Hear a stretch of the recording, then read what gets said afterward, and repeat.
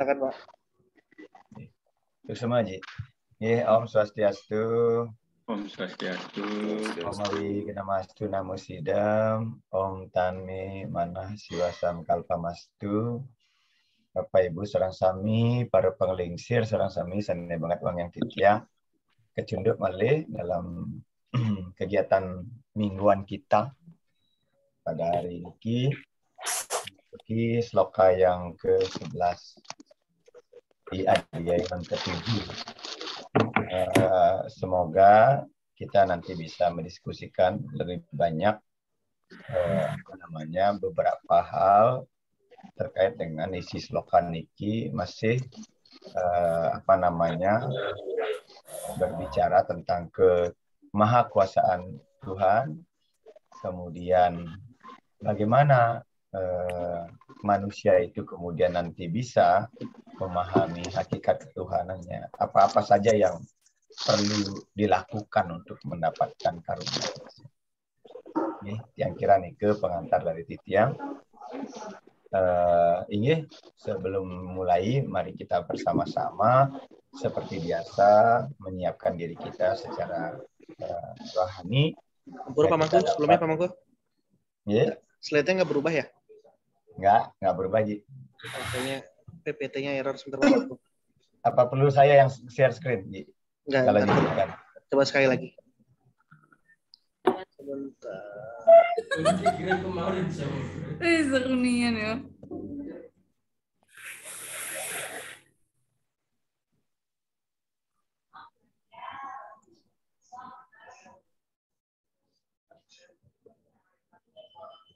Yang kira sambung Ji ya?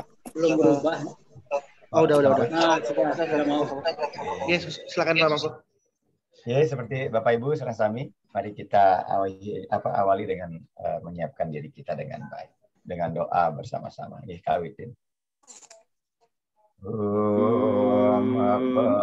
Pawitra Pawitroa Sarwa Wastanggato Piwa Yasmaren Pundari Kaksam Abaya Abhyantara Suci Sri Wisnu Sri Wisnu Sri Wisnu Om Tatsa Iti Srimad Bhagavad Gita Supanisatsu Kama Widyayam Yoga Sastre Sri Krishna Arjuna Samwade. Matur suksema Bapak Ibu sareng sami. Langsung saja kita masuki hadiah yang ke-7 sloka yang ke-11 bersama-sama.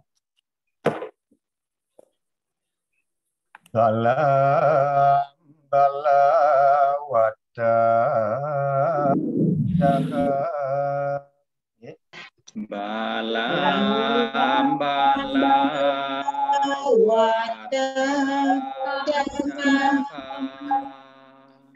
Kamaraga Wiwarajitam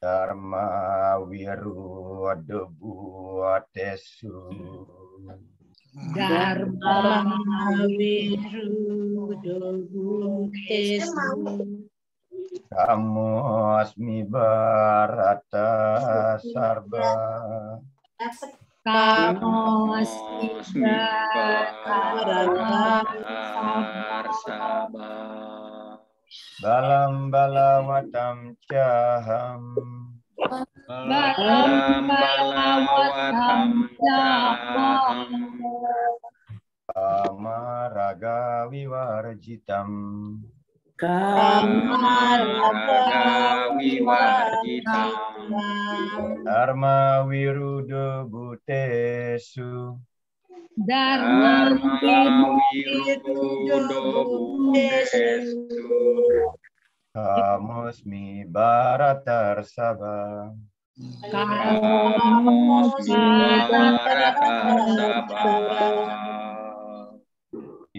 Aku adalah kekuatan dari mereka yang kuat, terlepas dari keinginan dan nafsu. Di dalam segala makhluk, aku adalah menjelma sebagai keinginan yang tidak bertentangan dengan Dharma. Wahai Arjuna.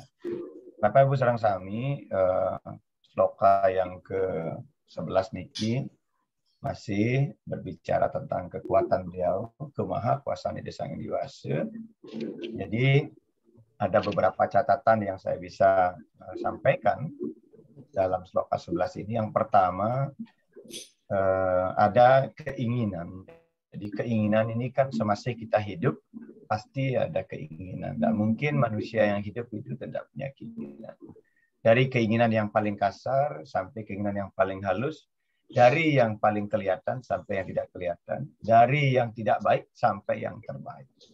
Jadi keinginan ini aktif untuk hal-hal yang tidak tercapai. Jadi apalagi kalau kita memiliki sesuatu yang belum kita capai, maka selama itu pula keinginan itu akan menjadi besar.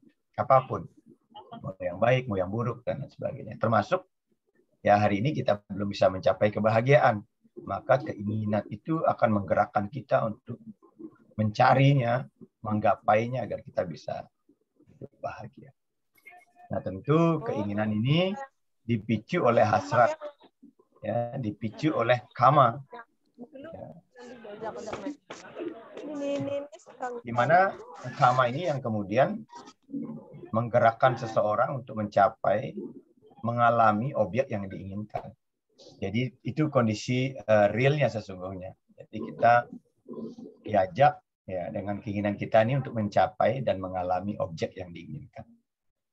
Tapi ini juga yang menyebabkan kita mengalami keterikatan yang akhirnya menghasilkan suatu emosi mental ya, yang sifatnya fasid, yang juga dapat memicu rasa haus, ya, rasa tidak puas untuk mendapatkan sesuatu yang lebih. Nah, ini normatifnya begitu. Norma kinerja normal daripada keinginan itu begitu. Dan itu tidak salah. Ya. Tidak ada yang keliru. Kemudian ada kata di sloka tadi kita temukan ada kata kama raga wiwarjitam, tanpa nafsu dan keterikatan. Ini tentu adalah penjelasan sifat daripada kekuatan Tuhan. Jadi Tuhan itu bersifat tanpa nafsu dan keterikatan. Itu sifat Tuhan. Ya.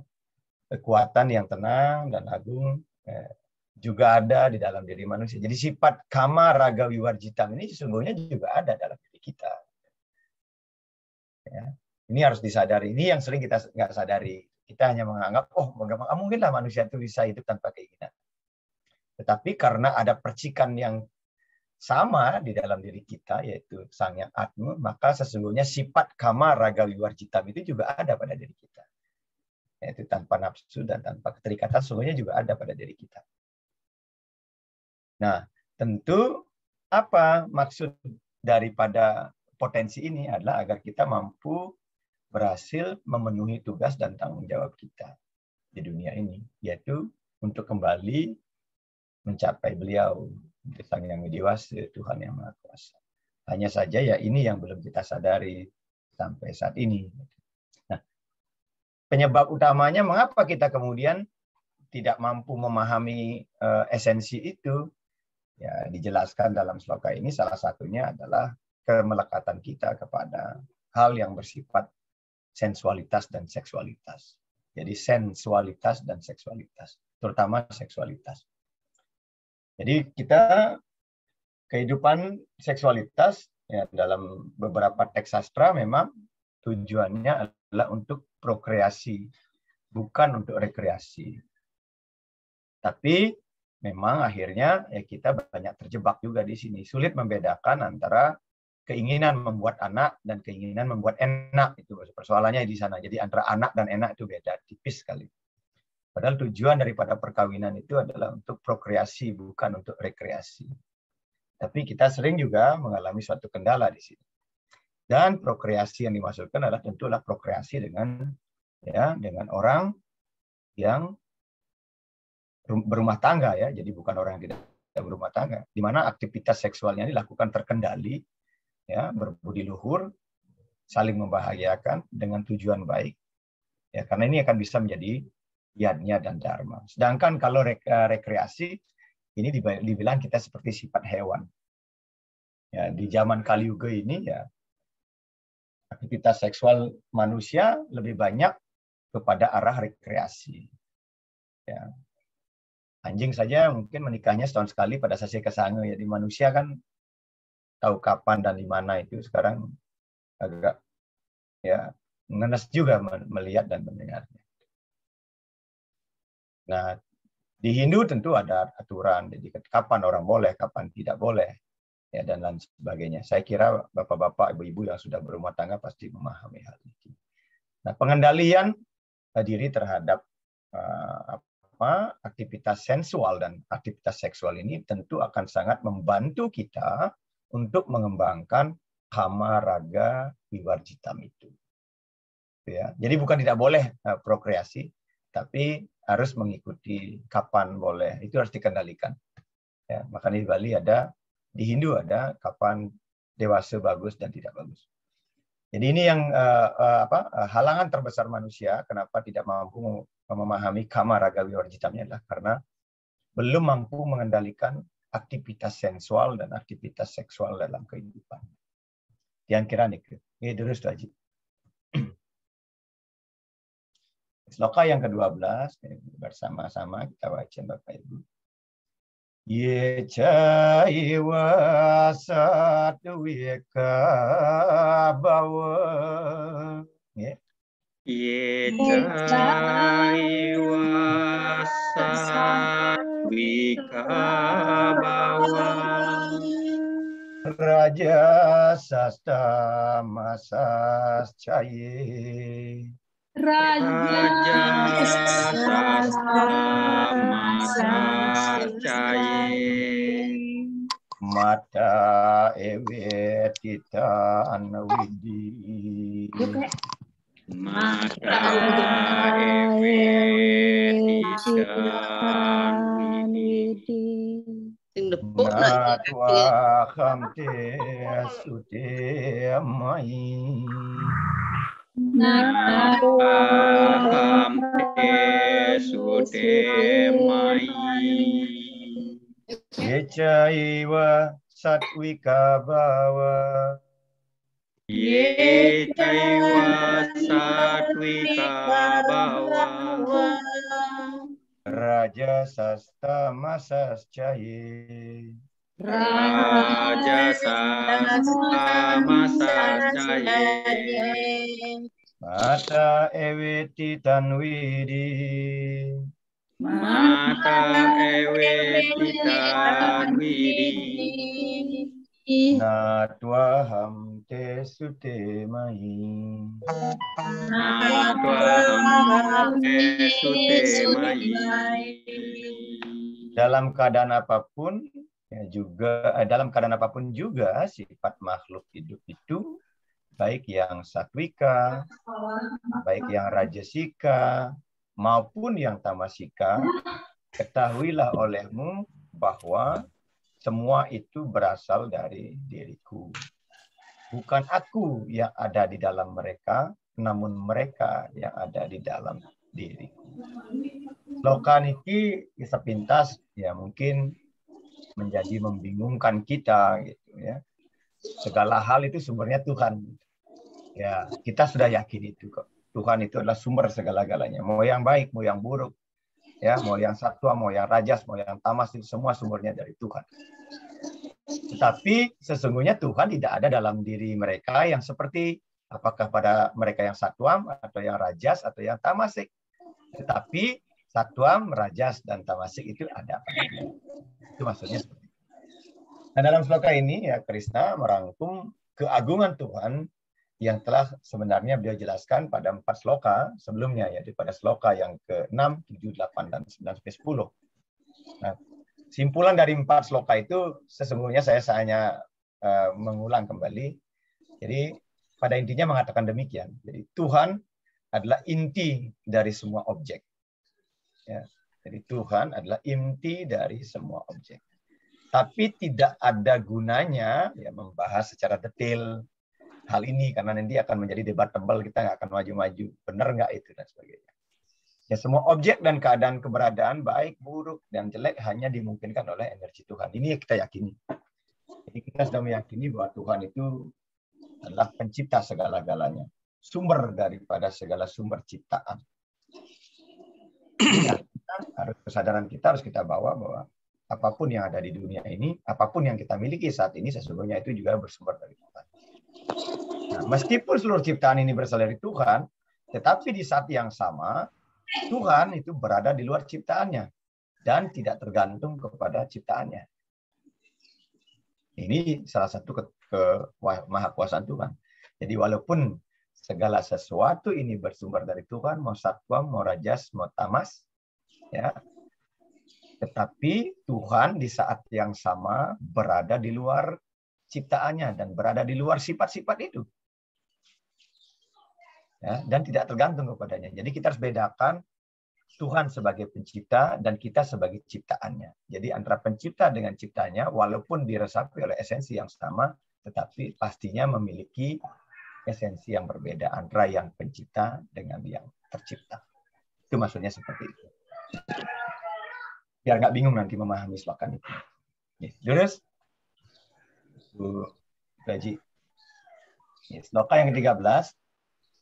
Ya, Tribiraguna mayair bawair. Tribiraguna mayair bawair. Ebir sarwa midam jagat. Ebir sarwa midam jagat. Mohitam nabijanati.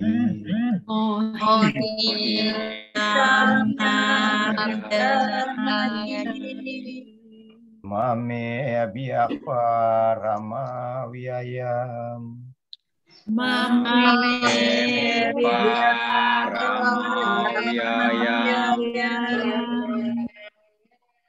Tribiraguna mayair bawair. Tribiraguna mayair bawair. Ebi sarwam idam jagat. Ebi sarwam idam jagat. Mohitam nabijanati. Mohitam nabijanati. Mame biah parama wiyayam. Mame biah parama wiyayam. Ya, tertipu oleh ketiga sifat alam, yaitu satwa, rajas, dan tamas. Ya, semua makhluk di dunia ini akhirnya tidak mengetahui aku. Sesungguhnya aku abadi dan lebih tinggi daripada mereka. Nah, ini penegasan kembali. Jadi sloka 13 niki kembali lagi ya menegaskan bahwa sesungguhnya Tuhan itu lebih tinggi dari yang beliau ciptakan, dan Tuhan itu bersifat abadi. Ya, ini penegasan saja. Nah, mengapa kemudian kita tidak bisa sama atau tidak kenapa kemudian Tuhan itu lebih tinggi daripada kita? Karena kita terikat oleh triguna. Sementara Tuhan itu yang menciptakan triguna itu. Jadi itu sehingga Tuhan sebenarnya tidak ada pada sifat-sifat triguna itu. Walaupun sifat triguna itu ada pada Tuhan. Karena Tuhanlah yang menciptakannya. Jadi kalau kita kembali kepada dia yang kedua tentang Samkhya, tentu kita masih ingat bahwa ya ada 25 padarta yang Tuhan ciptakan di dunia ini. Ya, salah satunya adalah sifat dasar alam semesta, itu triguna. Nah, dalam hal ini kemudian Sri Krishna menyadari bahwa pertanyaan berikut ini akan muncul di benak Arjuna. Ya, jika demikian, ya, wibuti atau kemewahan Tuhan itu Ya, wibuti itu kemewahan. Jika demikian kemewahan Tuhan itu atau kemahakuasaan Tuhan itu seperti itu, lalu mengapa kebanyakan manusia lupa bahwa Tuhan adalah pencipta tertinggi dan pengendali seluruh. Jadi pertanyaan Arjuna ini persis seperti pertanyaan kita saat ini. Jadi kalau memang Tuhan itu memang seperti itu, sumber dari segala sumber, ya, tidak ada sesuatu di dunia ini yang bukan berasal dari dirinya.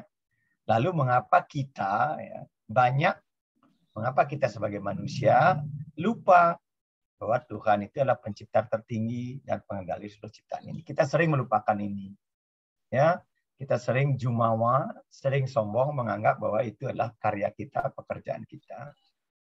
Ya. Bahkan ketika terjadi sesuatu, kita sering mengatakan Tuhan sedang murka, gitu. Misalnya seperti kejadian alam, wah ini azab dari Tuhan, katanya. Tuhan sedang murka, ini.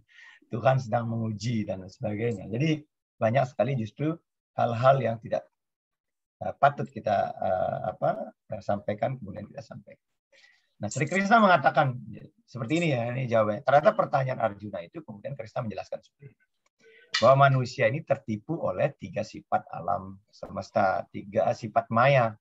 Jadi energi material Tuhan itu yaitu ketidaktahuan, nafsu, dan kebaikan. Jadi kita sering sekali, kemurnian diri kita sebagai manusia, sering sekali diselubungi oleh ini ketidaktahuan, nafsu yang tak terkendali, dan kebaikan.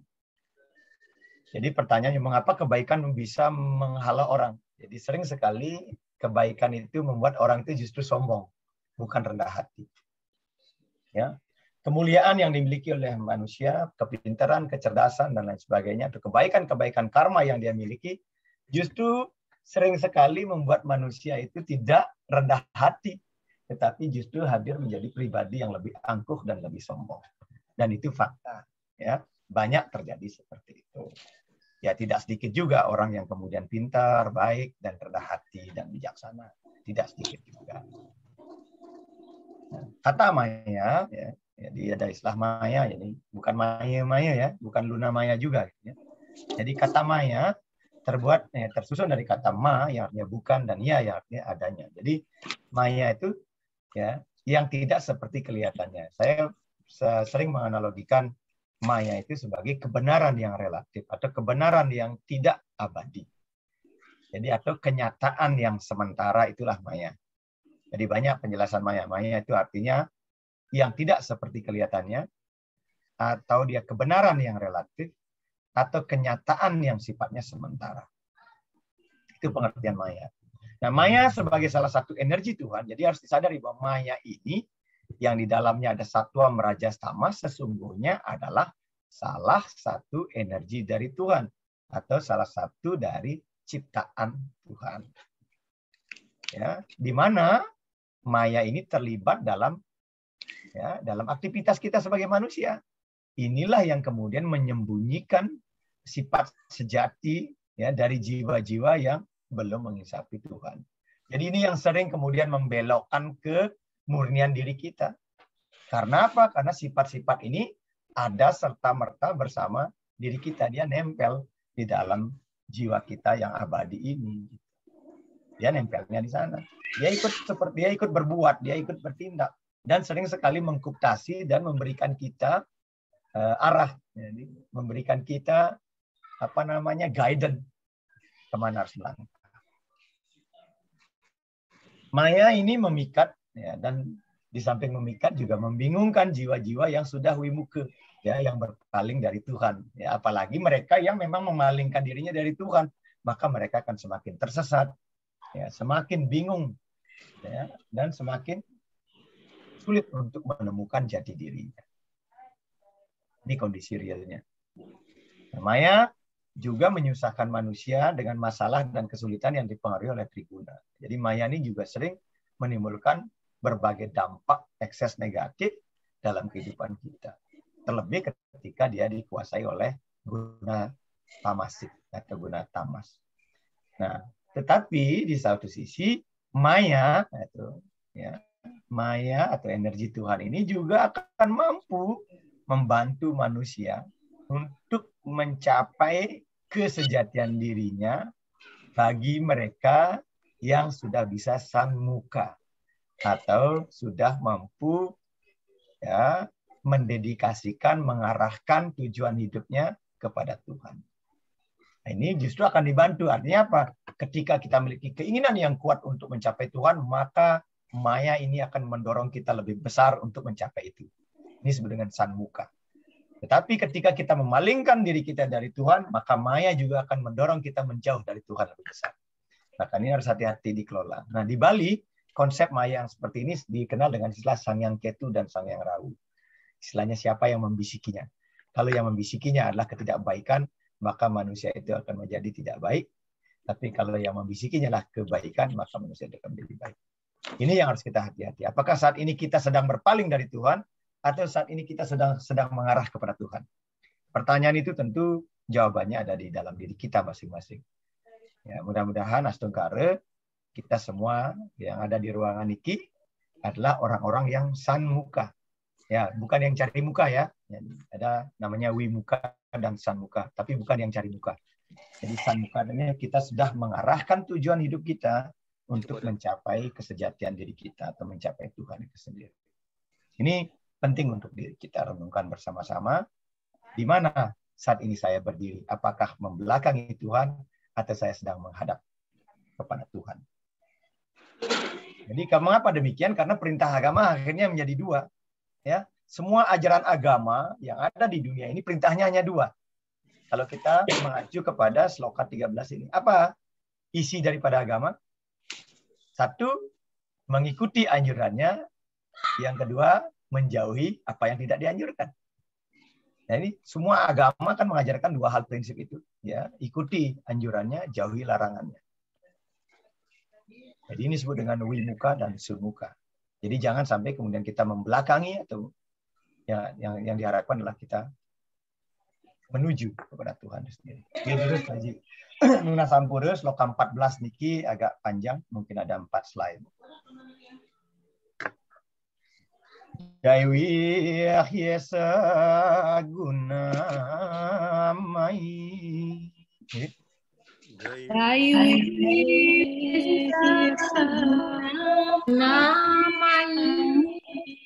Mama maya duratyaya.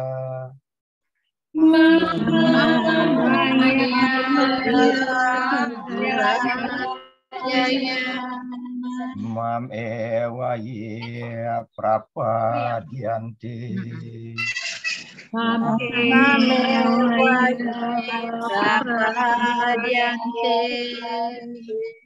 Maya metam tarantite.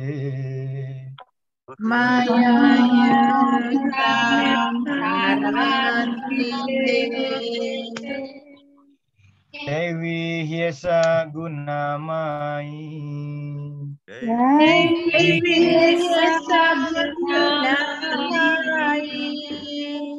Mama maya duratnaya duratyaya.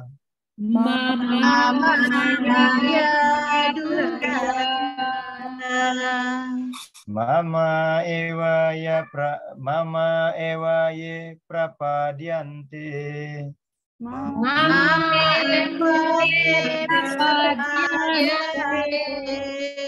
Maya metam tarantite.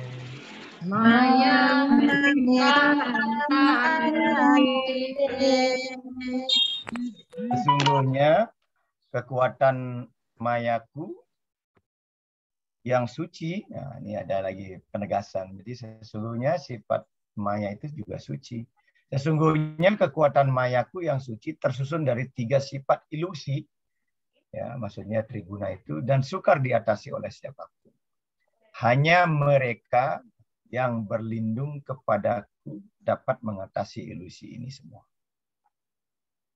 Jadi Bapak Ibu sareng sami, jadi maya itu sifatnya suci. Sebenarnya sih kalau saya lebih cenderung menerjemahkannya sebagai netrum, ya. Sebagai netral. Tergantung siapa yang mendekatinya, dia akan menjadi seperti itu. Nah, ada kemudian di sloka yang terakhir, di baris yang terakhir dikatakan apa? Jadi mereka yang berlindung kepada Tuhan inilah yang akan mampu mengatasi maya. Jadi beberapa orang, ini beberapa indolog, beberapa filsuf, ya, beberapa pemikir tentang agama ya, mengatakan bahwa maya ini mitya, tidak ada. Mereka mengatakan bahwa energi material maya inilah persepsi yang diciptakan karena ketidaktahuan kita. Tetapi jika seseorang mencapai pengetahuan spiritual, maya akan lenyap. Ini pandangan ya, ini pandangan beberapa orang. Jadi maya itu sesungguhnya adalah hasil dari pikiran manusia yang tidak tahu. Begitu manusia tahu, maka maya itu akan lenyap. Itu pemikiran. Apakah benar seperti itu? Nanti kita lihat. Jiwa itu sendiri adalah realitas tertinggi. Begitu kita memahaminya, semua ilusi akan hilang. Nah, ini juga pemahaman. Jadi jiwa itu sebagai sesuatu yang tertinggi. Begitu kita memahami tentang realitas jiwa, maka ilusi itu akan hilang atau maya itu akan hilang. Namun teori ini dinegasikan atau dibantah oleh Bhagavad Gita dalam sloka ini. Ya. Dua pandangan ini dibantah oleh sloka yang ke-14. Nah, dalam sloka yang ke-14 ini, Krishna menyatakan bahwa maya adalah perpanjangan dari energi dan bukan ilusi. Makanya saya katakan maya itu bukan ilusi, karena ilusi itu artinya tidak ada. Sedangkan maya artinya sesuatu yang ada tetapi sementara. Jadi maya itu adalah perpanjangan atau ciptaan dari Tuhan, bukan ilusi. Nah, ini ditegaskan. Nah, hal ini ditegaskan oleh Sweta Upanishad. Sukta yang keempat, mantram yang ke-10. Mayam tu prakertim widya mayinam tu maheswara. Maya adalah energi prakertiku, sedangkan Tuhan adalah energinya. Nah, ini jelas ya. Jadi ini akhirnya tidak terbantahkan bahwa maya itu sesungguhnya adalah prakerti atau ciptaan Tuhan. Dan Tuhan adalah yang memberikan kehidupan atau energi kepada prakerti. Ini maksudnya. Jadi ini dari Sweta Upanishad. Nah, Sri Krishna juga telah menyebutkan dalam sloka ini ya, bahwa karena maya adalah energinya, maka sangat sulit diatasi. Mengapa maya itu sangat sulit diatasi? Karena dia energi Tuhan. Kita sebagai manusia kan bagaimana bisa mengatasi energi Tuhan? Bagaimana mampu kita sebagai manusia bisa mengatasi energi Tuhan? Apakah mungkin? Ya, sebagian mungkin akan bilang mungkin. Tapi faktanya kita tidak mampu mengatasinya. Ya, kita nggak mampu mengatasi bagaimana bisa mengendalikan angin, mengendalikan air, dan lain sebagainya.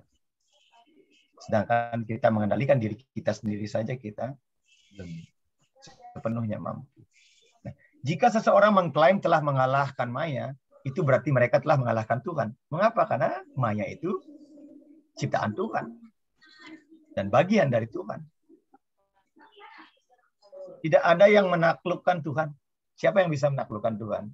Tidak ada. Nah, karena itu, maka maya ini sama-sama tak terkalahkan. Makanya dikatakan maya itu suci. Ya, sifat maya ini suci. Mengapa? Karena dia adalah energi daripada Tuhan itu sendiri. Pikiran manusia juga terbuat dari maya. Ya, termasuk pikiran kita ini terbuat dari maya. Ya. Hanya dengan usaha sendiri, ya.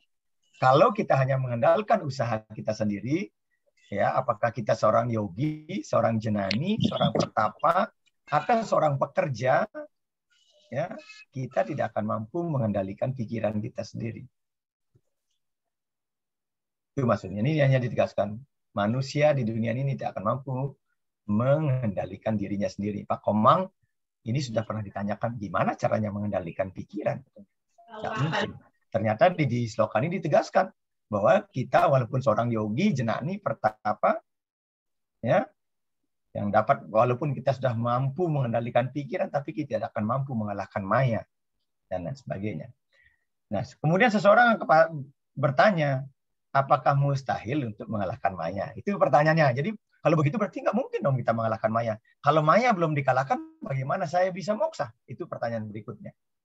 Karena semasih ada Maya, kita nggak akan bisa moksa.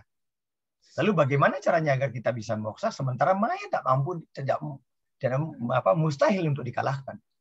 Karena Maya itu tidak bisa diatasi, sulit untuk diatasi. Nah, baris kedua, ya, ini kita renungkan baris yang kedua, ya, baris ketiga dan keempat ya, dari sloka niki sebenarnya memiliki jawaban atas pertanyaan ini. Ya. Mereka yang menyerahkan dirinya kepada Tuhan Yang Maha Esa, itu yang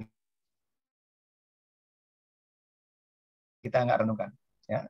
Mereka yang menyerahkan dirinya kepada Tuhan Yang Maha Esa, maka dengan anugerahnya, ini, maka yang kita perlu cari adalah anugerah atau karunia itu. Mereka akan dengan mulus menyeberangi lautan samudra keberadaan material. Tuhan akan menginstruksikan Maya untuk meninggalkan jiwa. Ayah mau diapain? Ya, sekarang jiwa itu akan menjadi milik Tuhan. Ya. Bapak Ibu Sarang Sami, jadi sloka ini juga sesungguhnya adalah sloka yang penuh karunia. Katanya memang Maya itu sulit dikendalikan, sulit diatasi kalau kita berusaha sendiri. Tetapi dengan karunia Tuhan, everything akan terjadi. Ya, kalau dengan rahmat Tuhan, saya pinjam istilah di sebelah. Ya, kalau dengan wara nugraha Tuhan, maka hal itu akan memungkinkan kita lewati, kita dapatkan. Nah, atas kuasa Tuhan, jadi saya tegaskan, jadi atas kuasa Tuhan, Maya akan melepaskan begitu saja jiwa, saja jiwa yang menyerah dari cengkeramannya. Jadi begitu ada atas perintah Tuhan sebagai pemilik hak prerogatif untuk menghentikan putaran roda karma kita, maka di saat Maya itu akan meninggalkan cengkeramannya. Sama seperti kasusnya Ludake. Ya, antara dialog antara Yama dengan Batara Siwa. Bagaimana seorang Ludake bisa mencapai moksa sementara dia seorang pembunuh dan lain sebagainya. Tapi karena Batara Siwa memiliki hak prerogatif untuk menghentikan karma seseorang, maka Ludake juga mencapai moksa. Mengapa? Karena dia mendapatkan anugerah langsung dari Tuhan. Itulah yang sebenarnya kita cari sesungguhnya di dalam setiap puja bakti yang kita lakukan. Di dalam setiap brata yang kita lakukan. Di setiap meditasi yang kita lakukan. Di setiap japa yang kita lakukan. Ya, di setiap puasa yang kita lakukan. Di setiap hari-hari suci keagamaan yang kita lakukan. Adalah agar kita layak menerima anugerah itu. Sehingga kita bisa dihentikan. Sehingga Tuhan sebagai pemilik hukum karma pala ini mampu, ya, kalau itu karunia itu kita dapatkan, maka putaran karma pala kita akan berhenti di saat sanalah. Nah, artinya apa? Sekarang tinggal kita rubah proyeksi kita. Tidak saja hanya mengejar kebaikan, tetapi juga bagaimana kita memohon agar kita mendapatkan anugerah dari Sang Yang Diwasa untuk menghentikan putaran karma baik dan karma buruk kita. Agar kita mampu mengatasi sang Maya ini. Atas kuasa Tuhan, Maya melepaskan begitu saja jiwa yang menyerah dari cengkeramannya. Dikatakan, jadi pekerjaan sang awatara adalah untuk terus membimbing jiwa sampai mencapai Tuhan. Ya, begitu jiwa mencapai Tuhan, pekerjaan sang awatara itu akan selesai. Jadi seorang guru, ya Pak Komang sebagai dosen, ya begitu muridnya selesai, tamat, dinyatakan lulus, paripurna juga. Seperti itulah kira-kira Pak Komang. Jadi maka tugas Pak Komang sudah selesai untuk mengantarkan anak itu mencapai tujuan yang tertentu. Jadi sebagai orang tua yang punya anak, begitu anaknya menikah, itulah paripurna. Tugas kita sebagai awatara sekali di dunia ini selesai. Jangan lagi mau digendongin, bapaknya sudah tua suruh ngempu lagi. Wah, ini anaknya kurang asem juga itu. Walaupun ibunya pengen, oh dia mau jadi serimpu. Tapi tugas orang tua selesai ketika anak-anaknya sudah menikah. Paripurna. Jadi orang tua itu sudah paripurna tugasnya. Setelah anak-anaknya menikah, punya anak, ya kewajiban mereka yang sudah berumah tangga lah merawat orang tuanya. Maksudnya begitu. Jangan lagi dibebanin orang tuanya, suruh ngemong cucu dan sebagainya. Wah, ini. Ya, ampura yang lainnya. Nah, sampur. Ini lanjut, Ji. Nah, berikut ini adalah contoh. Ini saya contohkan sebenarnya ini. Jadi apa sih agar melogikakan sloka 14 ini, saya kasih contoh sederhana begini. Jadi asumsikan ya kita mengunjungi seseorang yang memiliki rumah besar. Nah, di luar gerbang, di gerbang rumahnya ada tulisan besar, waspadalah terhadap anjing. Jadi saat kita melihat ke dalam, ada seekor anjing penjaga yang terlatih sedang berdiri di halaman. Begitu ia melihat kita, ia akan mulai menggeram, mengancam, ya, menakuti kita. Ya. Akhirnya kita memutuskan untuk mengambil gerbang belakang. Ya, kita karena di depan ada anjing galak, akhirnya kita coba lewat jalan belakang, siapa tahu nggak ada anjing di belakang. Tetapi bahkan sebelum kita mencapai bagian belakang rumah, ya, si anjing ini sudah menunggu kita juga di sana, menggeram dengan marah, seolah berkata, kalau kamu berani masuk, gua makan lo, gitu, kira-kira begitulah. Jadi akhirnya kita nggak punya pilihan. Nah, lalu kita memanggil nama teman yang punya rumah itu, ya, beli, bapa, tiang nih, buka deadnya nih, nah, gitulah kira-kira dari belakang temboknya. Ya. Kira-kira begitu. Mendengar semua keributan itu, tentu yang punya rumah niki datang dan menemukan kita di gerbang, ya, di pintu gerbang, sedang ditunggu oleh anjingnya. Ya, dengan tegas, kemudian si pemilik rumah berkata kepadanya itu, "Hai Tommy, itu teman kita. Kita biarkan dia masuk dan datang dan duduk di sini." Kira-kira begitulah. Jadi kalau Tuhan menyuruh Maya itu berhenti, maka berhenti Maya itu. Itu maksudnya. Walaupun kita sudah berusaha mau dari depan, dari belakang, dari samping ingin ketemu si punya rumah, tapi karena Maya itu galak, ya, Maya itu sulit dikendalikan, sulit diatasi, maka yang harus kita lakukan adalah memastikan memanggil yang punya anjing itu, yang punya si Maya. Ya, yaitu siapa? Tuhan sebagai pemilik dari Maya itu. Kita panggil Tuhan, Ratu Batara, niki titiang buka deadnya ni pedak tangkel rena mangkin. Ya, picayang titiang pemargi, pandai titiang presiden, nggak mau lihat kerahayuan, maka di saat yang sama Maya itu akan berhenti mengganggu kita.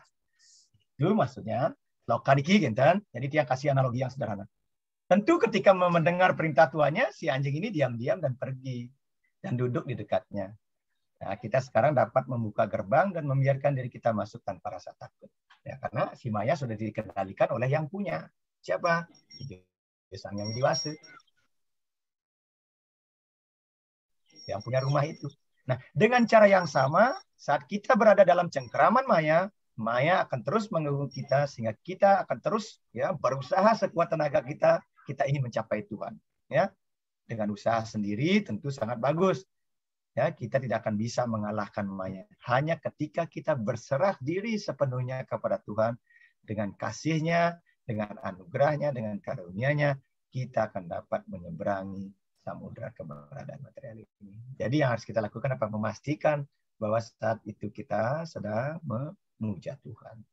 Makanya kita sebagai umat Hindu tidak boleh berhenti untuk ngastiti bakti, ring ide sang yang dewasa, ring betari-betari kawitan, leluhur dewa-dewi semuanya. Nah, sloka 14 ini masih menimbulkan pertanyaan juga. Jika begitu mudahnya mengalahkan Maya, lalu mengapa kebanyakan mengapa banyak yang gagal? Ini pertanyaan lagi. Padahal tiang ampun saya membakti Pak Mangku. Semangat tiang nyeritin, betara tengahi nyeritin, betara petang masih nyeritin, betara. Tapi kok saya belum ketemu. Belum dibukakan pintu juga sama Tuhan. Ya, saya masih diliputi oleh sang Maya ini, gengken caranya nih. Nah, gitulah kira-kira. Termasuk saya juga masih bertanya gitu ya. Semangat ampun nyore sewan, habis itu puja trisan dia menjapa, siang sudah sembahyang, malam lagi sembahyang, tengah malam lagi nasi cik. Tapi Ratu, ya, kita menganggap bahwa Tuhan belum membukakan pintu untuk diri saya. Saya masih dicengkeram oleh Maya. Jadi apakah kemudian sloka 14 ini semudah itu, gitu maksudnya? Itu maksudnya. Benar nggak semudah itu? Tuhan dipanggil kemudian Maya berhenti. Sloka 15 Haji.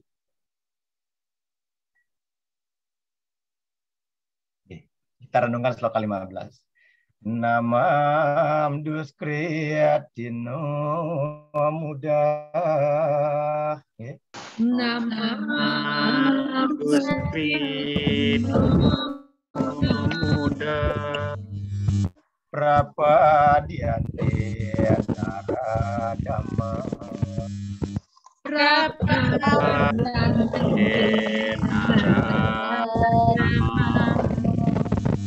Maya ya pakrata jenana.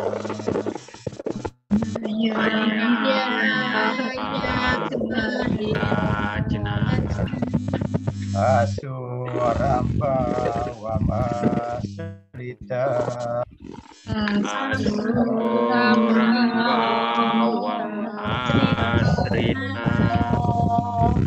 Namam duskritino muda.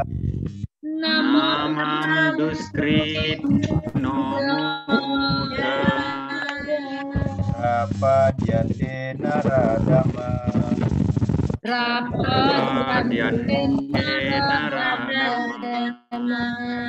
Mayaya pahrita jnana. Mayaya pahrita jnana. Asuramba wamasrita. Asurambawam asrita.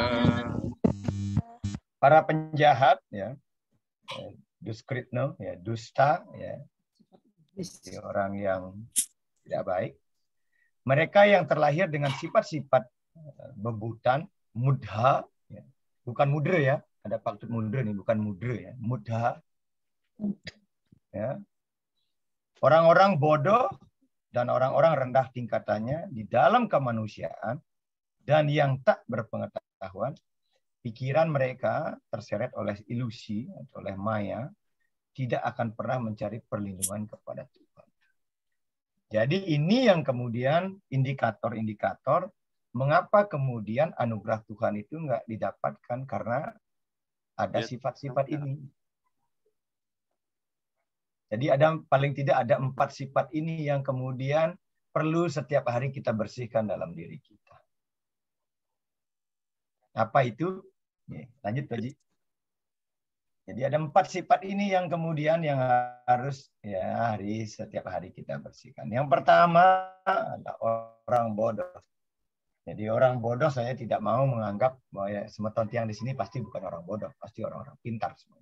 Jadi orang bodoh yang dimasukkan adalah orang yang tidak memiliki pengetahuan spiritual dan tidak tahu apa-apa tentang jiwa yang abadi dan bahwa tujuan akhirnya adalah realisasi Tuhan. Jadi dia nggak percaya adanya moksa. Ya. Mereka belum pernah mendengar tentang konsep-konsep ajaran kerohanian atau belum menyadari proses penyerahan diri kepada Tuhan. Jadi nggak percaya dengan adanya Tuhan, nggak percaya dengan adanya moksa. Bagi dirinya hidup itu hanya sekali. Jadi nggak uang kita, ya, karena nggak percaya apa itu hukum karma pala, apa itu moksa, apa itu punarbawa. Dia nggak percaya itu. Nah, ini disebut orang bodoh. Jadi orang yang tidak mempercayai tentang hakikat kebenaran dari Sang Yang Widi Wasa. Kemudian, nah ini penghalang yang kedua adalah pemalas. Ya. Mereka ini adalah orang-orang yang memiliki pengetahuan dan kesadaran tentang apa yang masih harus mereka lakukan. Mereka tahu, wah percaya dengan moksa, karma pala, ya, percaya dengan Tuhan, percaya dengan Atman. Dan mereka sadar bahwa saat ini saya sedang mencari. Ya, sedang berusaha. Tapi mereka punya sifat malas. Ya, mereka tidak mau berinisiatif. Kemalasan ini bisa menjadi jebakan besar bagi seseorang di jalan spiritual. Kemalasan adalah musuh besar, ya. Dan ini ada dalam diri kita. Pekerjaan adalah teman baik manusia yang tidak pernah mengarah pada kejatuhan. Jadi agar kita bisa terhindar dari kemalasan ini, maka kita harus bekerja. Tak boleh tidak bekerja. Kenapa? Sedetik saja Tuhan tidak bekerja, maka dunia ini akan mengalami pralaya. Ya karena Tuhan saja bekerja, maka kita sebagai ciptaan Tuhan pun memiliki kewajiban untuk bekerja. Bekerja adalah salah satu cara kita mengatasi kemalasan ini. Ya, kalau malas sembahyang, ya langkahkan saja kakinya ke merajat, pasti sembahyang. Cara mengalahkannya sederhana. Wih, tiang lagi malas sekali nih. Ya, diajak sembahyang bilangnya cuntake, gitu. Bedek bilang cuntake, padahal malas sebenarnya. Ya, oh tiang lagi sebel nih. Ya, padahal malas. Jadi untuk kamu plase, jadi bilang sebel. Oh, ampura di tiang nggak bisa ke pura karena ada kematian, padahal nggak ada hubungan keluarga apapun dengan yang mati. Tapi bilangnya, ya sebenarnya malas. Gitu. Kemudian yang ketiga, kecerdasan yang tertipu. Orang-orang yang begitu bangga dengan kecerdasannya, dengan pengetahuannya, dengan IQ-nya, ya, dengan pencapaian pendidikan dan lain sebagainya. Sehingga mereka tidak memiliki serade, ya, tetapi mereka nggak memiliki keyakinan terhadap kitab suci, ajaran-ajaran orang suci, bahkan banyak mencemooh, banyak menghina ajaran-ajaran kebenaran, banyak menghina orang-orang suci. Padahal mereka orang berpendidikan, orang berpengetahuan. Ya. Nah, karena mereka tidak memiliki serada dan keyakinan, mereka tidak dapat berlatih untuk menjadi orang rendah hati, untuk berserah diri, atau untuk memahami konsep-konsep tentang realisasi Tuhan. Ya, belakangan ini justru banyak orang-orang yang mengerti agama, yang justru banyak kemudian mencaci maki ajaran agama. Alat agama belakangan ini banyak kemudian dijadikan alat legitimasi kekuasaan. Sehingga ada muncul istilah politisasi agama. Ya, ini harus hati-hati, ya. Terutama semua yang ada di ruangan ini harus hati-hati. Jangan sampai masuk pada jebakan seperti itu. Nah, yang keempat adalah sifat bebutan, ya, sifat iblis. Ini adalah orang-orang yang sadar akan Tuhan dan tujuannya, tetapi masih melawan. Ya, mereka tahu ini benar, tetapi melawannya, tapi melanggarnya itu maksudnya. Dia tahu hukum karma palu. Kalau melakukan ini ya hasilnya begini, tapi dia melanggarnya. Ya, inilah yang disebut dengan sifat iblis. Dia tahu tentang mana yang benar dan mana yang salah, tetapi dia melanggarnya sendiri. Nah, Tuhan, mereka sendiri jauh dari pengabdian dan berusaha untuk mengganggu orang lain. Yang keselak maku nih. Dan mereka ini mempengaruhi orang-orang yang sedang berjalan di jalan spiritual. Ya, digagalkan jalannya. Wah, mudiang belajar agama, pemangku nuliu, pedandu nu seger-seger gitu. Nah, ini gitu kira-kira nih. Jadi pengaruhi orang itu. Ngapain ke pura? Mau jadi tonyan pura katanya. Orang mau ke pura kok diganggu gitu. Nggak perlu rajin-rajin ke pura. Ya, Budayu itu di Bengkulu masih seger gitu. Siapa yang mau diganti? Wah, gitu kira-kira. Ini banyak juga orang-orang yang seperti ini gitu. Orang mau ke pura dilarang, begitu sering-sering di pura dibilang tonyan pura gitu, dinyak aja gitu yang baik. Nah, inilah disebut dengan sifat-sifat iblis. Nah, saya kira ini harapan kita, harapan saya semuanya, tentu kita harus bisa melepaskan diri kita dari 4 sifat ini. Ya, agar kita bisa mendapatkan seperti apa yang dinyatakan di dalam sloka yang ke-14 tadi. Ya, kita bisa menyerahkan diri kita kepada Dia Sang Dewasa dan mendapatkan anugerah itu. Oke, satu slide lagi itu aja. Ya, sebagai bahan renungan saja, Bapak Ibu Saudara Sami, saya kutipkan apa yang dimuat di dalam Canakya Niti Sastra, Sarga yang ketiga, sloka yang ke-11. Udyogenas tidari driam japatunas tipatakam mau neca kalahunasti nasti jagaratu bayam. Jadi tiada kemiskinan bagi mereka yang giat berusaha. Jadi untuk menghindarkan kemalasan kita harus bekerja. Jadi kalau kita sudah bekerja pasti kita akan mampu mengatasi ilusi itu. Kita akan keluar dari kemiskinan. Seperti anak ayam yang baru kepit, baru menetas, dia sudah bisa menggerakkan kakinya, maka dia akan bisa mendapatkan sumber rezeki. Kita juga demikian. Jadi kita harus bekerja agar kita terhindar dari kemiskinan, terutama kemiskinan rohani. Japatu nasti patakam, tiada malapetaka bagi mereka yang tekun berdoa. Ya, itu sebabnya saya katakan untuk mendapatkan anugerah Tuhan, jangan pernah berhenti untuk ngerestiti bakti dengan Sang Yang Dewasa. Karena yang kita cari adalah warunugrahan hidup betara. Jadi jangan memikirkan warunugrahan hidup betara itu hanya dapat tirta, dapat bija, dan sebagainya. Bukan. Tapi anugerah yang terbesar adalah agar Tuhan berkenan menghentikan seluruh rangkaian karma baik dan karma buruk yang kita miliki saat ini. Itulah anugerah yang kita idam-idamkan, yang tertinggi, yang termulia dalam kehidupan kita. Mauneca kalahunasti. Ya. Tiada pertengkaran bagi mereka yang bisa mengendalikan bicara atau mengendalikan lidah. Pertengkaran, perselisihan, ya, peperangan bahkan sekalipun terjadi karena seseorang tidak mampu mengendalikan lidahnya atau bicaranya. Itu penting. Dan nasti jagaratu bayam. Tidak ada bahaya bagi mereka yang selalu awas dan waspada. Jadi setiap hari kita harus senantiasa menjaga keawasan kita dan kewaspadaan kita. Karena dunia di luar kita unpredictable. Setiap detik, setiap saat itu bisa berubah. Maka kita harus selalu siap, selalu awas, dan selalu waspada. Ini Bapak Ibu sareng sami, saya kira renungan Cenakya Niti Sastra niki relevan dengan 5 sloka yang kita bahas barusan. Demikian Iji Dewa semeton sareng sami yang dapat yang sampaikan. Semoga bermanfaat untuk peningkatan kualitas serabde dan bakti kita. Selanjutnya ruangan niki yang serahkan kepada kita semua. Matur suksema, Om Santi, Santi, Santi, Om. Lurus. Om Santi Om. Semua pamangku, izin Bapak Ibu mengingatkan untuk mengisi link absen di kolom chat dan juga apabila Bapak Ibu belum bergabung di dalam grup WA bisa bergabung juga di grup WA. Oke, silakan Bapak Ibu yang ingin bertanya atau memberi masukan terkait Daya 7 sloka 11 sampai 15 dipersilakan.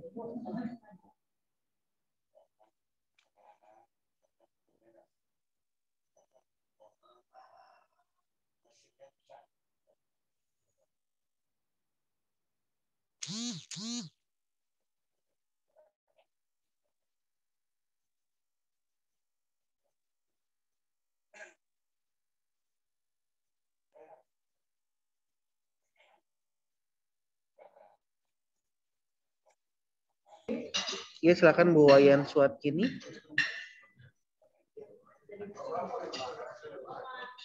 Masih di mute, Bu?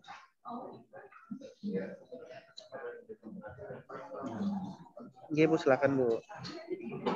Om Swastiastu, Juru Mangkudanu. Ya, Om Swastiastu. Swastiastu Ibu. Nggih. Om Swastiastu, para semeton sami yang ikut acara puniki. Tadi Pamangku sampun memberikan penjelasan dengan detail. Tapi ada beberapa yang perlu tanyakan pada sloka 14. Di sana ada 3 sifat alam. Triguna tersebut adalah kekuatan hayal yang sangat sulit diatasi. Pak Mangku tadi memberikan penjelasan, sang yogi pun ya yang sudah manusia yang taraf kesadaran spiritualnya yang tinggi belum bisa untuk mengatasi hal tersebut. Nah, apalagi kita Ditya? Halo, kedengeran? Kedengeran, Bu, masuk, Bu. Silakan, Bu. Masuk. Nih. Nanti yang ulang, tadi Pak Mangku sudah memberikan penjelasan. Nah, dari beberapa orang suci, termasuk sang yogi, itu juga susah mengatasi daya hayal punike. Nah, kita sebagai orang manusia biasa, bagaimana cara menguatkan diri kita ya agar kita dapat mengatasi daya hayal tersebut, maya tersebut dalam kehidupan sehari-hari. Kalau tadi penjelasan bagi orang yang spiritualnya yang tinggi itu akan mungkin mudah menangkapnya.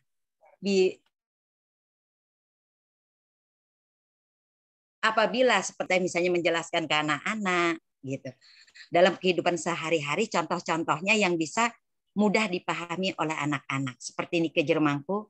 Karena daya hayal niki kan luar biasa ya. Luar biasa dahsyatnya begitu. Ini kemantan Jermangku. Suksema Om Swastiastu. Matur suksema Bu Wayan, pertanyaan yang sangat menarik. Dia yang lemparkan niki bukan lemparkan, dia serahkan kepada semeton sareng sami untuk didiskusikan. Terus wonten Haji Dewa Putra. Terus Haji, ada Pak Komang Mahawira. Terus kita diskusi bersama-sama. Saya juga ingin berkomentar dikit. Siapa tahu bisa membantu sedikit membuka. Semua Om Swastiastu. Om Swastiastu. Di sloka 14 itu sudah cukup jelas. Hanya persoalannya adalah kita kurang percaya. Di sana dikatakan tuh hanya mereka yang mau menyerahkan dirinya kepada Tuhan untuk membiarkan Tuhan yang melakukannya, karena cuma Tuhan yang bisa mengalahkan maya itu. Nah, persoalannya kan dari kita inkarnasi dari dulu itu memang persoalan percaya kepada Tuhan itulah yang jadi masalah.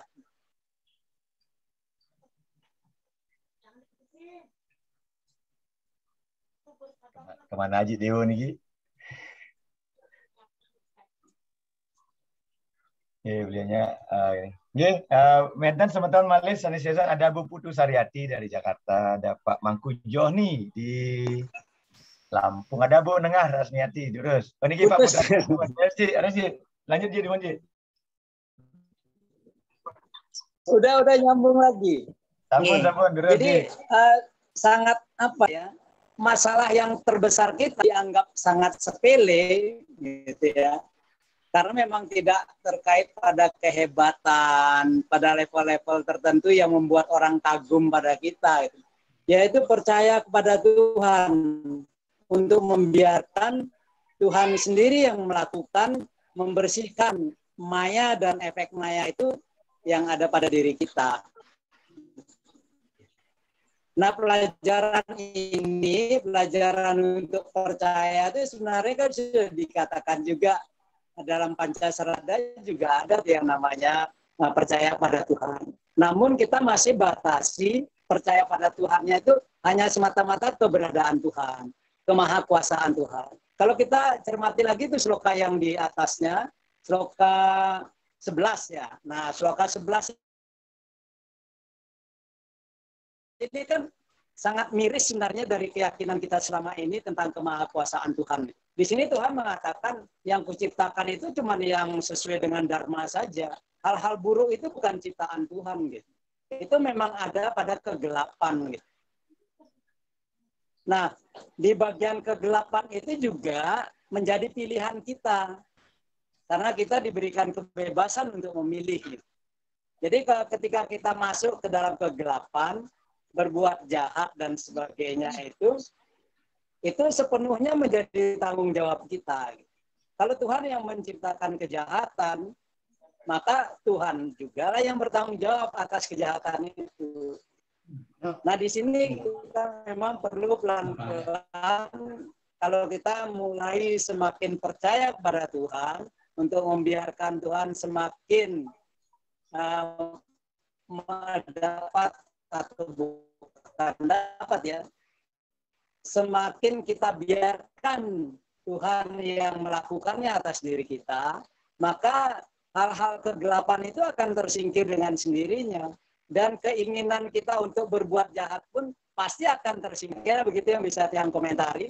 Maksudnya yang garis bawahi, permasalahan kita adalah pada soal percaya kepada Tuhan untuk melakukannya. Jadi bukan soal keberadaan Tuhan itu sendiri. Semua. Ya, semua tuh Haji.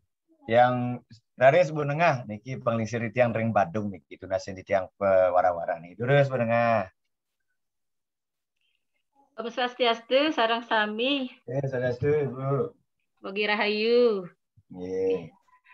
Garjito pisan, senang sekali yang dapat mengikuti acara ini. Mohon maaf agak jarang yang bisa bergabung karena mungkin sering ada kesibukan kadisa punika. Nah, yang mencoba untuk Bu Wayan, salam kenal Bu Wayan, suat nyanyi, Bogi rahayu nggih. Nah, nggih, kenapa kita sulit ya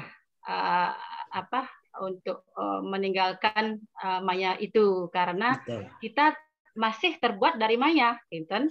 Karena kita masih terbuat dari unsur maya itu. Sekalipun orang suci pun yang masih berwujud, ya, berwujud seperti manusia, seperti kita ini, tidak bisa lepas dari unsur tersebut. Karena maya itu kan diciptakan oleh Dia yang dewasa, semuanya berasal dari itu. Nah, caranya bagaimana kita untuk melepaskan maya tersebut sudah dijelaskan tadi. Kita harus santuti, harus berpaling kepada Beliau. Kalau kita tidak berpaling kepada Beliau, mana mungkin kita maya tersebut bisa terkikis. Ya, nah. Cara-caranya sudah dijelaskan tadi juga oleh Jeremangku seperti Nikel ya. Ya dengan jalan setiap hari ya kita lakukan swadharma kita sebagai seorang manusia, bagaimana swadharma kita sebagai seorang ibu, seorang anak. Lanjutkan aja, jalankan. Dan sertakan selalu Tuhan dalam setiap aktivitas kita. Dan sertakan selalu beliau yang selalu menuntun kita. Tanpa itu kita pasti akan jauh dan berpaling dari beliau. Bahkan di zaman Kali Yuga puniki, ya, cara yang paling mudah untuk selalu mengikis maya-maya tersebut supaya kita tidak bingung adalah kembali kepada Tuhan, kembali kepada ajaran beliau. Berlindunglah dan selalu ikut sertakan beliau di dalam setiap pemikiran kita, langkah kita setiap saat. Hanya itu mungkin yang bisa berikan. Mohon maaf kurang lebih Jeremangku, Luwenang. Inge matur sama pendengar. Iya. Iki nak penglingsir itu yang Badung, Cidewo juga. Pentan malih. Sepedon yang lain. Lurus Pak Mangku Joni ring Lampung. Lurus Pak Mangku. Jeremangku ngoten teman yang nyimak. Nggih, beliau ring Lampung niki. Dia ada di Lampung. Nggih, suksema Pak Mangku, salam rahayu. Mungkin Pak Wayan Suartike, lurus Pak Wayan. Sira mantan ada niki kita samian diskusi. Tidak ada yang lebih pintar. Kita semuanya sedang belajar di Universitas Kehidupan. Terus.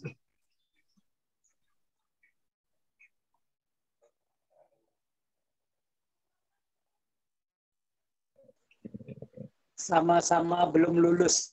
Ya, kita nih semuanya masih mayo-mayo kita semuanya.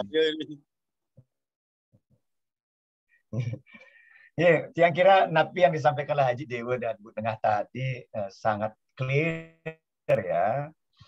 Jadi kita tidak perlu berpikir bahwa Tuhan itu, saya sih sebenarnya sederhana.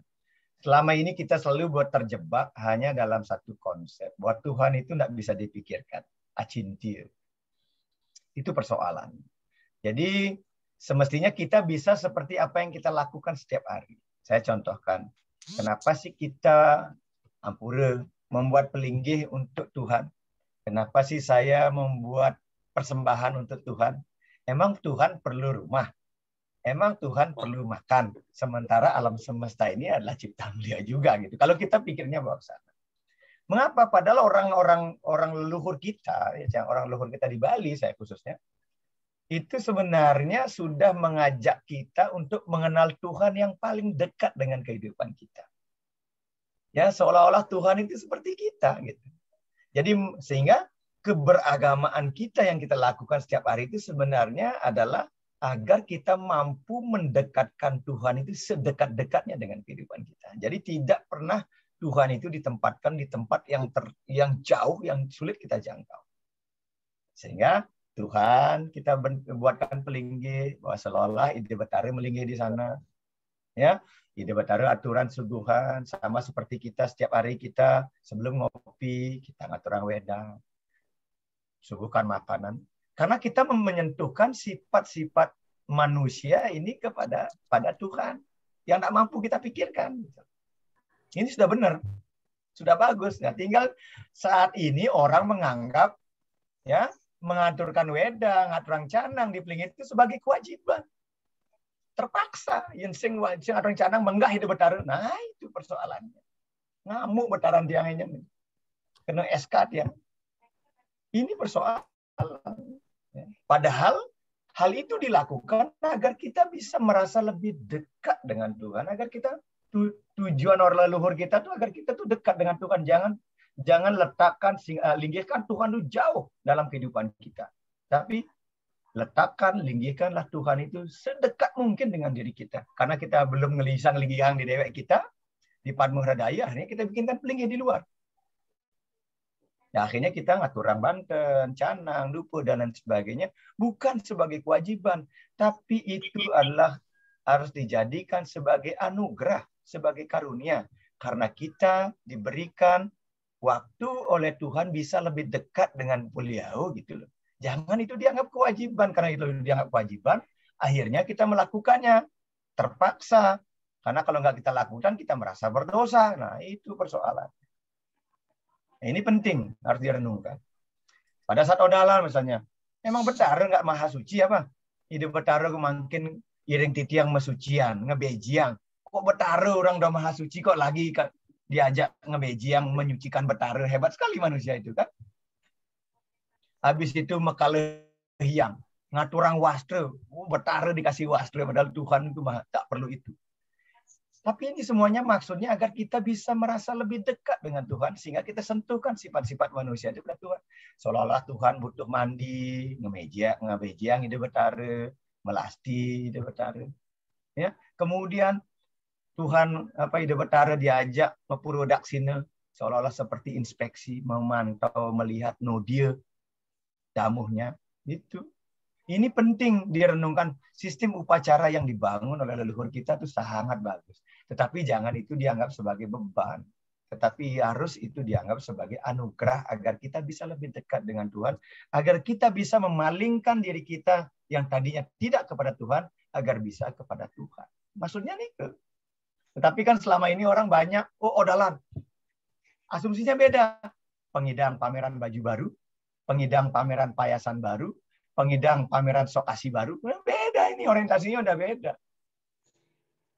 Panitia beda. Pengidang ngumpulan dana punya lebih banyak, udah beda. Bukan untuk agar dia bisa bertemu dengan Tuhan. Nah, maksudnya ini perlu kita rubah. Yang kecil-kecil ini perlu kita rubah. Tidak perlu dah yang besar-besar. Makanya harus perlu dipastikan. Makanya saya selalu mengajarkan teman-teman tiang. Begitu sampai di pura, ya, sampai di Candi Bendar, jangan tidak lupa, jangan pernah, kata Bunda tadi, sertakan Tuhan di dalamnya. Makanya ada doanya. Om Dwara Menge. Ya Tuhan, tolong bukakan pintu. Ketok pintu, kayak tadi, karena kita mau biar nggak ada anjing galak di sana ada Maya, kita sebut Tuhan dulu. Om Dwara Menge. Om yang Dewa Buddha masih perayatnya nama. Ya Tuhan, tolong bukakan pintu, hamba mau hadir. Yang baik-baik agar menyertai hamba. Yang tidak baik cukup sampai di sini saja. Itu doa kita. Ya agar Sang Maya ini tidak mengganggu kita, perlu berdoa. Makanya sampai di pura kita disuruh melukat dulu. Agar yang jelek-jelek ini kita nggak bawa ke dalam. Agar kita suci. Karena Tuhan itu maha suci, maka kita perlu dekati dengan kesucian. Makanya kita melukat, perlengkapan semua dilukat, dan lain sebagainya. Diri kita dilukat. Sampai di Korea Agung, kita ketemu candi yang hanya bisa dimasuki oleh satu orang. Itu artinya pada saat itu kita sudah mampu menyatukan diri kita dengan Tuhan. Siap-siap. Kita akan sedang mempertanggungjawabkan karma baik dan karma buruk kita seorang diri kepada Tuhan. Makanya Candi Agung tidak bisa dilewati papasan. Hanya untuk satu orang. Dan itu dibuktikan ketika kita sudah ada di Jeroan. Ya, walaupun Bu Wayan sembahyang berdua atau bertiga dengan bapaknya, dengan anaknya. Ya, waktu puja Trisandi sama, mangkunya sama. Tapi cita rasa ketuhanan kita beda-beda. Karena saat itu kita sedang menghambakan diri kita secara personal kepada Tuhan. Nah, begitu masuk di Utama Mandala, ya jangan lagi bawa dunia luar tuh ke dalam gitu. Handphone ya udah masukin kantong aja. Ya nggak usah mikirin lagi nanti siapa yang nelpon saya, bisnis saya gimana. Ya udah selesaikan. Percayakan itu pada Tuhan bahwa saat itu kita sedang menghadap Tuhan. Itu harus kita lakukan. Tapi kita sering masih main-main di Utama Mandala. Sudah di Utama Mandala, masih suka main get ke. Ada nama kidung, gitu gen kidung nih bisa ngenyek juga temen. Padahal ragu sing mekidung gitu. Jadi kita di Utama Mandala saja kita belum benar-benar fokus. Ya, belum san muka, belum menghadap Tuhan. Kita baru menghadap Tuhan baru di pas begini saja, pas membakti. Tapi kita belum bakti. Itu baru membakti, tapi kita belum bakti. Beda antara membakti dengan bakti. Kalau orang bakti, begitu dia masuk pura, ya dunia luar ini, dunia maya yang mengikat itu sudah dia tinggalkan. Nah ini hal-hal kecil yang mungkin tips yang bisa berikan. Nanti kalau datang ke pura, datang ke Merajan, ya sudahlah, handphone taruh di kamar. Nggak akan kiamat dunia itu. Karena saat itu kita sedang akan menyerahkan diri kita kepada Tuhan agar kita layak menerima anugerah itu. Yang kira demikian Bu Wayan. Sukses pisan. Suksema Jeremangku dan ibu-ibu maupun bapak-bapak yang tadi memberikan penjelasan sehingga saya dapat memahami sedikit sekali. Mudah-mudahan apa penjelasan Pak Mangku bisa diimplementasikan untuk spiritual diri sendiri secara personal. Suksema Jeremangku dan yang lainnya. Sami-sami Bu Wayan, salam rahayu. Terus Bapak Ibu salam rahayu. Terus.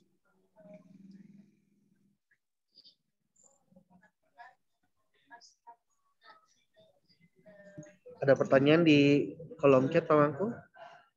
Yang cek dulu. Dari Putu Saryati.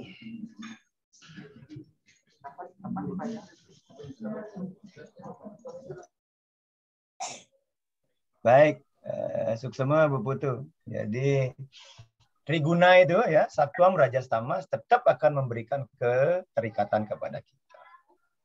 Ya, kebaikan itu akan mengikat kita juga. Sifat yang lebih baik daripada Sattwam Rajas Tamas adalah melampaui ketiga sifat itu. Jadi above, jadi saya sering istilahkan above the sea, lampaui. Jadi karma baik akan mengantarkan kita kepada surga. Karma buruk akan mengantarkan kita kepada neraka. Itu keyakinan kita. Lalu bagaimana, sifat yang mana yang kemudian mampu mengantarkan kita pada untuk mengatasi surga dan neraka itu? Yaitu adalah apa? Melampaui karma baik dan karma buruk itu. Jadi kita harus lampaui. Artinya apa yang dimasukkan dengan melampaui karma baik dan karma buruk? Yaitu berkarma tetapi kemudian kita tidak lagi memiliki keinginan terhadap karma. Itu yang dimasukkan dengan niskama karma. Jadi berbuat tetapi tidak lagi ada niat keinginan untuk mendapatkan sesuatu dari karma itu. Kalau karma baik kan kita ingin mengharapkan sesuatu yang baik. Berarti kita akan terikat. Ya, Pak Manmudana gitu, pasti, oh saya pengen nulis artikel biar saya dapat juara. Memang menulis itu karma baik. Tapi karena itu akan mengantarkan kita kepada keterikatan, karena ingin mencapai sesuatu. Makanya dalam sloka yang lain akan dikatakan yang tertinggi adalah niskama karma. Jadi berbuat tetapi tanpa motif keinginan. Itu yang lebih tinggi dari Sattwam. Itu yang akan mampu mengatasi sifat-sifat dari Triguna itu. Nah, kapan itu bisa lakukan? Kapan saja bisa. Ya, pokoknya begitu kita berbuat baik, setelah itu lupakan saja. Jangan diingat-ingat. Ya. Udah. Setiap kali kita bisa berbuat kebaikan, setelah itu segera lupakan. Karena kalau kita nggak lupakan, kita akan menjadi orang sombong. Kita akan menjadi orang angkuh. Dan kita akan terikat. Wih, itu kalau nggak saya yang menyebabkan, kalau nggak saya yang berbuat seperti itu, pasti nggak jadi odalannya. Nah, gitu. Kita padahal sudah berbuat baik. Tapi kita masih menggendongnya dalam pikiran karena kita menganggap bahwa itu pekerjaan saya. Dan kita ingin mendapatkan nama baik dari kegiatan itu. Itu yang akan mengikat kita. Nah, yang tidak mengikat kita adalah ketika kita bisa berbuat, kemudian setelah itu, berbuat kebaikan, kemudian setelah itu, kita lupakan. Yang kira Nike, ya sederhana, teori sih Nike, tapi kapan kita bisa melakukannya itu, tentu itu kembali kepada diri kita masing-masing. Apakah kita sudah? Ya orang kita mau dana punya satu tali saja, kalau nggak disebut namanya kita marah kok. Padahal kata kita bilang dana punya kan pemberian tulus ikhlas. Tapi namanya nggak disebut. Wah, nama saya nggak disebut nih. Nah, itu misalnya begitu. Ya, tapi karena antara transparansi dan lain sebagainya. Tapi penting juga. Ya. Kita lakukan seperti itu. Kita gimana mau bisa bilang tulus ikhlas? Ya, saya contohkan sederhana. Ya, kemarin saya pas Dharma Wacana di suatu tempat, ya di OJK, saya sampaikan begini. Jadi pada suatu hari ada orang maturan ke pura. Ya, dia bikin banten yang terbaik lah dari rumahnya. Dan minta jermangku nikiti amaturan. Jermangku pasti nggak tahu kan. Ya, Ratu Batara niki buayan suat nyanyi pun ngaterang banten kan gitu. Ledang pada ke Batara ngasih sembah pangubakti pun. Singkirang sing luput menaskan remes nampur. Ya, habis itu sembahyang. Selesai sembahyang, kemudian buayan lupa kalau bahwa bantennya itu sudah dipersembahkan kepada Tuhan. Dan dia lupa, akhirnya dia lungsur banten itu, dia hanya taruh canang sarinya, dia hanya taruh pisang 1 biji, kemudian kue 1 potekan, sisanya dia bungkus tekak, dia bawa pulang. Nah, tapi dia bilang itu maturan, karena kata maturan artinya kan selesai, berarti kan banten itu milik pura gitu, tapi kenapa dibawa pulang? Nah, ini yang kemudian saya katakan kebaikan, tapi kita masih mengharapkan hasil. Jadi kita nggak tulus kan, maturan itu. Kalau begitu kan saya rubah mantramnya. Ratu Betara itu nak pameran mantan merikitkan maturan. Kalau maturan kan berarti itu harusnya menjadi milik pura. Nah, ini fenomena gitu. Ya. Jadi sering sekali kebaikan yang kita lakukan itu memang karena kita masih ingin mengharapkan hasil, dan itu satuan itu seperti itu, kebaikan tapi kita masih mengharapkan hasil. Yang terbaik adalah niskama karma. Berbuat kebaikan kemudian kita lepaskan. Apapun yang terjadi itu hanya kuasa Tuhan yang tahu. Jadi seperti itu. Itu kita kembalikanlah kepada diri kita. Kapan kita bisa melakukan itu, itulah yang akan mengantarkan kita kepada sesuatu yang lebih tinggi, mengatasi putaran ya samsara kita, lahir hidup mati, lahir hidup mati. Yang kira nih ke Bu Putu Saryati Suksema. Suksema Pak Jarod. Tapi sami-sami. Satu lagi niki pertanyaan yang nomor 2 belum terjawab. Di chatbox ya, saya nggak baca nih chatboxnya. Mana nih? Yang kedua, mengapa Tuhan menciptakan Maya? Oke. Suksema, ini pertanyaannya sangat bagus sekali. Mengapa Tuhan menciptakan Maya? Karena kalau Maya tidak ada, maka kehidupan ini tidak ada.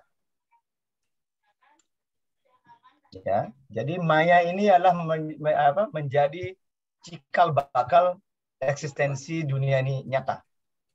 Kalau tanpa Maya, maka dunia ini tidak ada. Itu, ya, kita tidak ada. Jadi Maya ini adalah yang menyebabkan eksistensi itu menjadi nyata, walaupun sementara. Yang kira nih ke Bu Putu Suksema. Nanti kalau Maya ndak ada, ya kita ndak ada ini gitu. Kita nih ada karena Maya, kata Bu Nengar Rasmiati tadi kan begitu. Jadi Maya inilah yang menyebabkan kita ada. Kalau sudah Maya tidak ada, ya kita ndak ada. Yang kira nih ke Suksema. Iya, matur suksema Pak Jarod. Terus masih ada waktu Ji? Yang ke Tuh Haji dulu saya tanya ini. Iya, pemangku Ampura udah 1:30 Jakarta, 2:30 Bali, 3:30 Jayapura. Ampura mungkin dicukupkan dulu sampai sekarang Pemangku. Mungkin kita ketemu lagi minggu depan Pemangku nggih. Nggih, Ji Dewa. Silakan Pemangku mungkin closing statement. Nggih, suksema Haji Dewa karena beliau yang punya ruangan iki yang mohon izin. Yang malah yang jadi wayang tiwas dalam tiwas nyatbut dan wenten gedogane kan. Jadi dia mohon izin. Nggih, suksema Pak Dewa Ganapati atas room niki, Bapak Ibu Sarang Sami yang sudah bisa berhimpun. Nanti sebelum yang closing kita foto dulu ya. Kayaknya selama ini kita jarang-jarang sekali foto gitu. Matur suksema, yang pasti diskusi kita hari ini sangat menarik sekali, apalagi berbicara tentang Maya, berbicara tentang sesuatu yang sifatnya sementara. Ada satu catatan penting. Ya, selain Chanakya Niti Sastra tadi yang perlu kita lakukan adalah bahwa setiap kali kita mampu mengarahkan diri kita kepada Tuhan, maka di saat yang sama sesungguhnya kita sedang menyiapkan diri kita untuk mendapat menerima karunia Tuhan. Itu yang pertama. Yang kedua, pesan Titiang Nikit yang kutip dari seorang biku ya, seorang biku Buddhis. Ke arah manapun kita memandang, maka jadikanlah arah itu sebagai arah kita sedang berhadapan dengan Tuhan. Kemudian apapun proyeksi mata kita tentang dunia ini, maka jadikanlah proyeksi itu adalah kita sedang membayangkan wajah Tuhan. Kemudian apapun nama yang hendak kita sebut melalui ucapan kita, maka pastikanlah ucapan yang pertama kali kita ucapkanlah ucapan untuk Tuhan. Jadi ini penting buat kita. Jadi jangan pernah mengatakan bahwa Tuhan itu hanya bisa ditemukan di Merajan. Kita bisa menemukan Tuhan ke arah mana kita bisa melihat. Karena Tuhan wiapi, wiapake ada di mana. Ya. Dan demikian pastikan bahwa ucapan yang pertama kali kita ucapkan, entah baru bangun, menjelang tidur lah, beliau nama Tuhan. Paling tidak ucapkan Om Swastiastu, Om Awiganamastu. Karena Om itu adalah nama Tuhan dalam aksara, dalam ucapan. Jangan sampai kata-kata yang keluar adalah kata-kata makian. Nas, bedak, aruh, gitu misalnya pertama kali keluarnya. Ini kan sering kita. Jadi mari kita pastikan bahwa ucapan yang pertama kali keluar dari diri kita adalah ucapan untuk memuliakan Tuhan. Dan apapun yang kita pandang, pandanglah itu sebagai pandangan tentang ketuhanan. Karena Tuhan ada di mana-mana, meresapi segala hal yang ada di dunia ini. Yang kira nike kutipan dari seorang biku, seorang bante, teman yang belajar dulu, semasa yang di Jawa Barat. Semoga bermanfaat dan menginspirasi kita semua. Om, Santi, Om. Sebelum lab, yang mohon izin untuk yang screen capture. Mohon berpose yang cantik dan yang ganteng. Gitu. Yang mau screenshot. 1, 2, 3. Tunggu. Yang pertama, yang kedua, kemudian yang kedua, 1, 2, 3. Oke, suksema pisan Bapak Ibu sareng-sareng. Semua Bapak Ibu semuanya. Rahayu sareng-sareng. Izin mengingatkan untuk isi link absen lagi ya Bu ya. Yang mohon izin live yang juga mohon izin live. Silakan Bapak Ibu, jangan lupa mengisi link absen. Mbak Adit, matur semua nge.